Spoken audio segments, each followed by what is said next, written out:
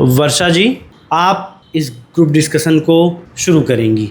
संजय बोलते हैं, हे राजन, निद्रा को जीतने वाले जो अर्जुन हैं वो कहते हैं कि मैं ये युद्ध नहीं करूँगा। यह स्पष्ट करके कह के कि फिर उसके बाद बोलते हैं मैं युद्ध नहीं करूँ, श्री कृष्ण भगवान से कह देते हैं। फिर संजय बोलते हैं, हे भरतवर्ष, धृतराष्ट्र, जो मोह में घिरा हुआ है, जो अर्जुन जो है शोक कर रहा है कि अपने परिवार को मारूंगा, वो कह रहा है कि मैं उनको नहीं मार सकता, मेरे लिए पूजनीय है, वो मैं युद्ध नहीं करूंगा। उनके लिए श्री कृष्ण भगवान अर्जुन के लिए हंसते हुए वचन कहते हैं कि हे अर्जुन, तू शोक ना करने योग्य मनुष्य के लिए शोक कर रहा है। मतलब कि मनुष्य जो है उसको वो शरीर, तो वो अर्जुन सोच रहा है कि मैं शरीर को मार दूंगा, पर श्री कृष्ण भगवान कहते हैं मनुष्य के लिए शोक तो नहीं करना चाहिए, क्योंकि वो शरीर नहीं, वो आत्मा है। श्री कृष्ण भगवान बोलते हैं कि और तुम पंडित जी जैसे वचन भी कह रहे हो।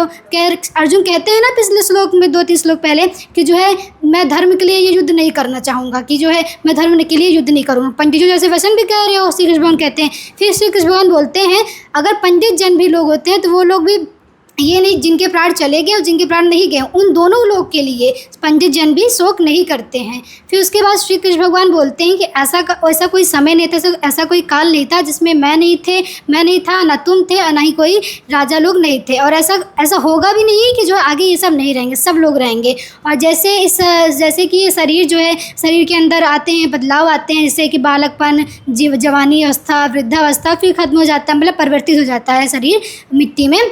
वैसे ही शरीर जो है अगर मर भी जाता, शरीर नहीं मरती, परिवर्तित होती है। अगर तुम मार भी दोगे तो शरीर को मारोगे, शरीर परिवर्तित होके फिर से नए आत्मा जो है नए शरीर को धारण कर लेगी। तो इससे मतलब ये है कि तुम किसी को मार नहीं रहे हो, तुम मोह में मत फंसो, शोक मत करो। श्री कृष्ण भगवान यहाँ पे ये कहते हैं। ठीक, बहुत सुंदर, सब लोग तालियां बजाइए इनके लिए। इसी में आप कुछ और ऐड करना चाहेंगे आयुष जी? वर्षा दीदी जैसे अभी बताई कि आत्मा को नहीं मारा जा सकता है, कृष्ण जी इसका उदाहरण देते हुए कहें कि आत्मा को न कभी पानी गला सकता है, न वायु पानी गला सकता है, ना वायु सुखा सकता है, और ना अग्नि जला सकती है। और आत्मा कभी नहीं मरती, आत्मा नित्य और अनित्य वस्तु है, जिसका कभी भेद नहीं है, जो कभी नहीं मरेगा। ठीक, बहुत सुंदर। अर्पिता, आप कुछ ऐड करिए। और सर, श्री कृष्ण भगवान बोलते हैं कि यह आत्मा जब पृथ्वी के बनने के पहले से भी उपस्थित थी और बीच में भी उपस्थित है और इसके अंत होने तक भी उपस्थित रहेगी और कभी भी समाप्त नहीं होती, क्योंकि वो सर्वनित्य है। अनित्य पृथ्वी है और शरीर है जो कि सर परिवर्तित होता रहता है, और जिस स्वरूप में उस स्वरूप में नहीं रहता, हमेशा बदलता रहता है। लेकिन सर आत्मा उसी स्वरूप में रहती है, कभी भी नहीं बदलती है, वो हर एक जगह उसी स्वरूप में उपस्थित रहती है। ठीक, बहुत सुंदर। वर्षा, आप कुछ कह रही हैं?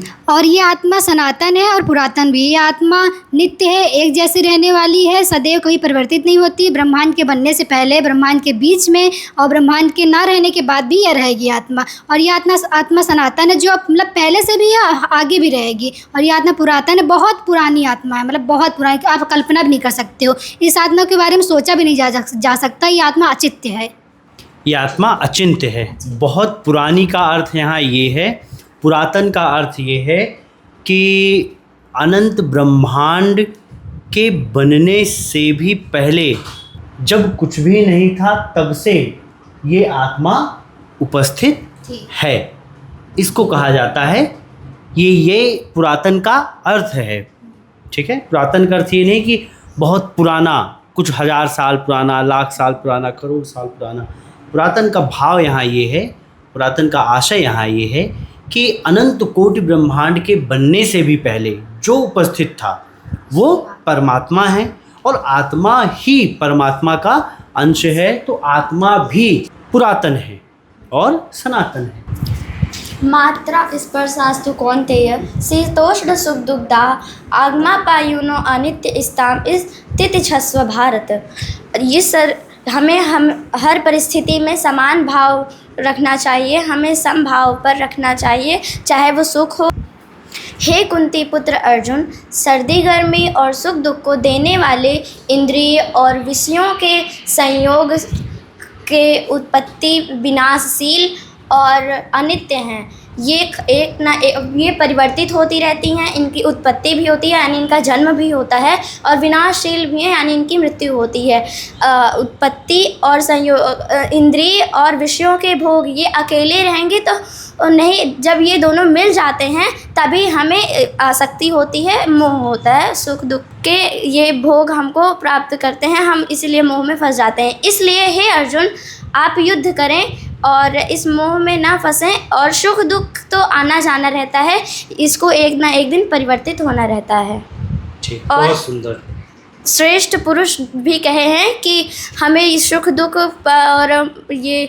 दुख और सर्दी गर्मी में समभाव रखना चाहिए, हमें हमेशा समता, हर परिस्थिति में समता का भाव रखना चाहिए। ठीक, बहुत सुंदर, बहुत सुंदर। अब इसके आगे कौन बताएगा? श्री कृष्ण बोलते हैं कि हे पुरुष श्रेष्ठ, मतलब पुरुषों में सबसे श्रेष्ठ अर्जुन, जिस व्यक्ति को दुख और सुख सर्दी गर्मी व्याकुल नहीं करते, मतलब विषयों के संयोग और इंद्रियों के संयोग उनको व्याकुल नहीं करते, उस धीर पुरुष को, वो धीर पुरुष ही है जो उनको समता भाव में रख के समझता है और व्याकुल नहीं होता है, जिनको वो व्याकुल नहीं करते वही पुरुष केवल मोक्ष के योग्य है, उसको ही केवल मोक्ष मिल सकता है। और सर इसके आगे बोलते हैं कि असत्य वस्तु की तो सत्ता नहीं है और सत्य का अभाव नहीं है, इस प्रकार इन दोनों का ही तत्वज्ञानी पुरुषों द्वारा देखा गया है। इसका अर्थ है कि असत्य वस्तु मतलब कि ये जो परिवर्तित होता रहता है और जिसका कोई सत्ता नहीं है, मतलब जो समाप्त भी हो सकता है, जिसका कोई जन्म भी नहीं होता है, मतलब जन्म होता है और समाप्त भी होता है, ऐसी वस्तुओं का तो सत्ता नहीं है, वो हमेशा नहीं रहने वाली है। और सत्य का अभाव नहीं है, मतलब जो सत्य आत्मा है उसका कहीं पे भी अभाव नहीं है। इसलिए तो जो इन दोनों का ही तत्व समझता है वही ज्ञानी पुरुष सबसे श्रेष्ठ है। ठीक, इसको और अच्छे से एक्सप्लेन करना है किसी को? वर्षा आप करेंगी? हाँ करिए। अदिति करेंगी, चलिए अदिति आप कर दीजिए।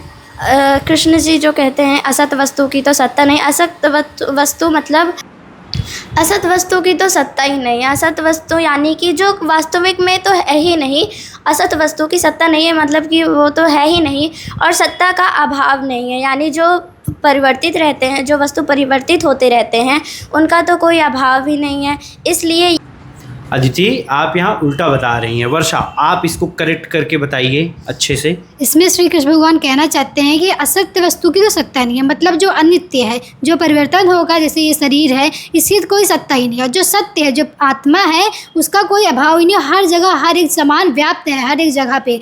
और इस दोनों का ही तत्व, असत्य वस्तु और अनित्य वस्तु, नित्य और अनित्य, इन दोनों का भाव जो है तत्व ज्ञानी पुरुषों द्वारा देखा गया, जो ज्ञानी होते हैं। ठीक, और अदिति अब आप इसे फिर से बताइए। सत्य वस्तु मतलब परमात्मा और आत्मा, असत वस्तु मतलब संसार और शरीर। अब बताइए, सत्य वस्तु, असत्य वस्तु की तो सत्ता नहीं है और सत्य वस्तु का कहीं अभाव नहीं है, समझाइए आप इसे। सत वस्तु की तो मतलब असत वस्तु की तो सत्ता नहीं है यानी कि जो सत मतलब अनित्य है, जो परिवर्तनशील होती है, उसकी तो सत्ता ही नहीं है। और जो सत्य है मतलब कि जो परमात्मा और ये हमारी आत्मा है, वो हर जगह विद्यमान है। और इन दोनों का ही तत्व सुख मतलब कि परमात्मा और आत्मा और जो संसार है, ये संसारिक भोग हैं, ये दोनों ही तत्वज्ञानी पुरुषों द्वारा देखा गया है। बहुत सुंदर, आपको इसका इतना अच्छा अर्थ आता है। ठीक है, देखिए आप सभी लोग, कोई लोग हड़बड़ाइए नहीं, ठीक है, अच्छे से ग्रुप डिस्कशन में भाग लीजिए। जो आप लोगों को अच्छे से आता है वो खूब बेहतर तरीके से रखने का प्रयास कीजिए, ठीक है। और बोलिए। और इस श्लोक के आगे कृष्ण भगवान अर्जुन को ज्ञान देते हुए कह रहे हैं कि नाश रहित तो उसको जान। यहाँ श्री कृष्ण भगवान नाश रहित कह रहे हैं, जिसका नाश नहीं हो जा सकता, मतलब वो आत्मा के रूप में बता रहे हैं उनको कि तुम आत्मा हो, तुम नाश रहित हो, तुम उसको जानो जिससे यह संपूर्ण जगत दृश्य व्याप्त है। मतलब तुम परमात्मा को जानो जिससे ही यह संपूर्ण जगत निकला हुआ है, और इस अविनाशी का विनाश करने में कोई समर्थ नहीं है। मतलब ये परमात्मा का और आत्मा का विनाश करने में कोई भी समर्थ नहीं, ये अविनाशी है। तो तुम उसको जानो, ना कि ये जानो कि जो तुम सोच रहे हो कि जो है आप परिवार को मारोगे, अपने परिवारजन को, गुरुजन को मारोगे, मित्र को मारोगे, भाई बहन को मारोगे। तुम ये मोह में हो कि तुम शरीर को मारोगे, ये सोच के तुम इस मोह में पड़ रहे हो। पर तुम्हें उसको जानना जो आत्मा, जो सत्य है, उसे जानना है। तो उसको जब तुम जान जाओगे, तुम ये सारे मोह खत्म कर दोगे। ठीक, बहुत सुंदर, तालियां बजाइए सब लोग। बोलिए अर्पित जी आप। श्री कृष्ण भगवान बोलते हैं इस नाश रहित अप्रमेय जीवात्मा के ये सब शरीर नाशवान कहे गए हैं, इसलिए हे भारतवर्षीय अर्जुन तू युद्ध कर। इसमें श्री कृष्ण भगवान बोलते हैं कि इस नाश रहित जिसका नाश नहीं हो सकता और अप्रमेय जिसको कोई सीमा में नहीं बांध सकता, जो कि असीमित है, जिसको किसी भी सीमा में नहीं बांधा जा सकता, और नित्य स्वरूप मतलब जो हमेशा रहने वाला नित्य स्वरूप, इस आत्मा के ये सब शरीर नाशवान कहे गए हैं। मतलब कि इस आत्मा के अलावा जो शरीर है इसको नाशवान कहे हैं, क्योंकि ये शरीर मरता है, फिर जन्म लेता है, फिर जन्म लेता है तो ये मरता है, इसी तरह इसका चक्र चलता जाता है। ये कभी भी एक स्वरूप में नहीं रहता, लेकिन आत्मा नाश रहित अप्रमेय और नित्य स्वरूप है, जो कि हमेशा एक ही स्वरूप में रहता है, जिसको कोई भी सीमा में नहीं बांधा जा सकता। इसलिए हे भारतवर्षीय अर्जुन तू युद्ध कर। श्री कृष्ण भगवान बोलते हैं कि इसलिए भारतवर्षीय अर्जुन तू इसको समझ ले और इसके समझने के बाद तू युद्ध कर। बहुत सुंदर, तालियां बजाइए इनके लिए। आयुष, अब आप कुछ ऐड कीजिए। Yes sir. जो इस आत्मा को मारने वाला तथा मरने वाला समझता है, वह ये दोनों ही नहीं जानता कि न आत्मा कभी मरती है और न किसी के द्वारा मारी जाती है। इसलिए हे अर्जुन तू युद्ध कर। तुम इस मोह में मत फंसो कि हम अपने गुरुजन परिजनों को मार रहे हैं तो हमें पाप होगा। पाप नहीं होगा, क्योंकि शरीर ही शरीर को मार रहे हैं और तुम शरीर को मार रहे हो, और आत्मा है तुम आत्मा हो, और आत्मा कभी किसी को मारती है न किसी के द्वारा मारी जाती है। ठीक, बहुत सुंदर, तालियां बजाइए सब इनके लिए। यह आत्मा ना तो जन्मती है और ना ही मरती है। यह उत्पन्न होकर भी उत्पन्न ना होकर भी फिर नहीं होती है, और यह नित्य है और सनातन और पुरातन है। यह आत्मा कभी ना तो मरती है। ठीक है, शरीर के मारे जाने पर भी यह आत्मा नहीं मारी जाती। अब इसके आगे कौन बताएगा? आयुष, अब आप कुछ ऐड कीजिए। हे पुत्र अर्जुन, कृष्ण जी अर्जुन को प्रथापुत्र मतलब धरती के पुत्र बोलते हुए कहते हैं, जो इस आत्मा को जान लेता है कि यह नित्य अजन्मा और अनित्य अव्यय है, वह कैसे किसी को मारता है और वह कैसे किसी के द्वारा मारा जाता है, क्योंकि उसको यह गुण रहस्य पता ही चल जाता है कि ये मैं ना कभी मरूंगा और ना वो कभी मरेंगे। नित्य मतलब कि कभी किसी का क्षय ही ना हो किसी का, और मतलब कभी मरे ही नहीं। अजन्मा का मतलब कि जैसे किसी का जन्म ही ना हुआ हो। ठीक है, नाश रहित का अर्थ है जिसका कभी नाश ना किया जा सके। ठीक है। नित्य का अर्थ है जो अपने वास्तविक स्वरूप में सदैव एक ही स्वरूप में उपस्थित हो, उसमें कभी कोई परिवर्तन ना हो। अजन्मा अर्थात जो अनंत कोटि ब्रह्मांड के बनने से पहले से भी उपस्थित हो, जो जन्म लेगा वो सदैव मरेगा। यस सर, उपस्थित। ठीक है। इसके पहले वाले श्लोक में ही कृष्ण भगवान बताते हैं कि जो जन्म लेगा वो सदैव मरेगा ही, जो उत्पन्न होगा वो सदैव मरेगा ही। तो आत्मा क्या है? अजन्मा है, इसलिए ये कभी मरेगा ही नहीं। और अव्यय है। अव्यय का अर्थ है जिसका कभी व्यय नहीं हो सकता। व्यय मतलब खर्च मतलब उसकी मूल प्रकृति स्वभाव या मूल सत्ता में कोई कमी। जैसे 100 रुपए का नोट लेकर आप दुकान पर जाएंगे उसे व्यय करने, तो उसमें से 10 रुपया कम होकर 90 हो जाएगा। परंतु ये नियम पदार्थों पर लागू होता है जो अनित्य वस्तु है, जो परिवर्तनशील है। ठीक है। तब आत्मा का जो गुण है उसमें अगर कभी कमी आ जाएगी, इसका मतलब वो भी परिवर्तनशील है और अनित्य है।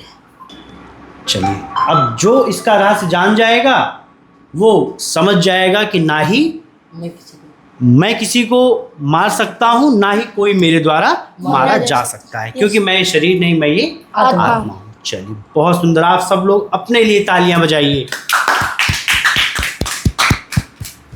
कल और अच्छा और बेहतर तैयारी के साथ हम लोग यहाँ मिलेंगे और इस ग्रुप डिस्कशन को आगे बढ़ाएंगे। तब तक के लिए राधे राधे राधे।